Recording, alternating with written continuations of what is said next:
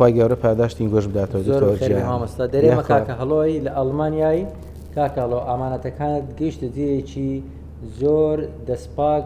بسم الله الرحمن الرحيم الحمد لله والصلاة والسلام على رسول الله. دعای خێرمان لە بۆ دکتۆری خۆشەویست و بەڕێسەیە لەگەر ستافە چاک و ڕێک و پێکەکەی کە بەڕاستی خزمەتێکی گەورە دەکەن بە خەڵکی هەولێر و بە تەواوی خەڵکی کوردستان، نەخۆشخانەیەکی پاک و خاوێن جوان. ئومێدەوارم ئینشاءالله هەمومان ئەو کەسانی کە ئیمکانێتیان هەیە بتوانن لەو پشکانە بەشدار بن. حەقیقەتەن کە دەیبینی لە نزیکەوە ئەو جا هەست بە ئازاری فەقیر و ژارەکان و نەخۆشەکان و کەم دەستەکانەکەی کە هەست دەکەی فەقیرێکی زۆر ئیسیفادەی لێ دەکرێت، نەخۆشێکی زۆر ئیسیفادەی لێ دەکات. کارێکی گەورە و پیرۆزە بەڕاستی، چونکە دین فێرمان دەکات دین هەر نوێژ نییە، هەر ڕۆژیگرتون و عیبادەتکردن نییە. ئەگەر ئەوە بۆ خی گەورە زۆر ئاسان بۆ لە یەک ئاەت کۆیە کردووە ئەیوە الذین ئامنوا ئەقیموا الصلاة وآتوا الزەکات وصوم رمضان. بەڵام خی سبحانه وتعالى دینی دابش کردیتە سەر چەندین بەش.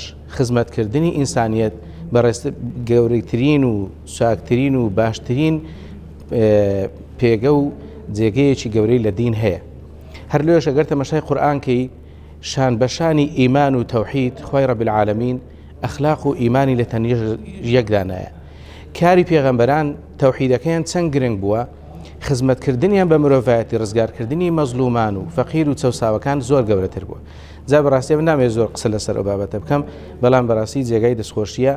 ئینشاءالله خی گەورە نمونەی وەکو کاک دکتۆر هەر زیاد کە مستەشفای زیاتر خەستەخانەی زیاتر بکرێتەوە تا زیاتر فەقیر و هەژارەکانی ئەو وڵاتی خۆمان زیاتر سوودی لێبینین. ومێد دەکەم هەم حکوومەت هەم دەوڵەمەندەکان هەم خەڵکی دیکە چاو بخشنەوە بەو مستەشفا خەیریانە کە بەشێکی خێری زۆر باشی کێدا ئینشاءالله خی گەورە بیکاتەمایی ئیسیفادەی زۆر بیکاتەمایی شیفا لە بۆ نەخۆشەکانمان.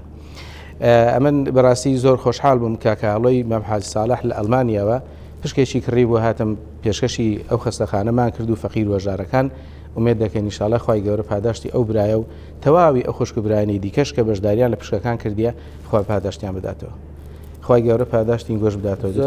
مامۆستا دەرێمە کاکە هەڵۆی لە ئەڵمانیایی کاکەڵۆ ئامانەتەکانت گەیشتە جێیەکی زۆر دەستپاک و ئیشاءالله دەبێتە سەدەقە جاریە تا هەتایی و هەم کوردەکانی خارج وەرن با کوردستان ئاوادانتر بکەین، تێشی و قیامەت بنێرین پێش ئەوەی کۆتایمان پێبێ لەو دنیای جێ پەنجەکانمان بەجێ بێلین.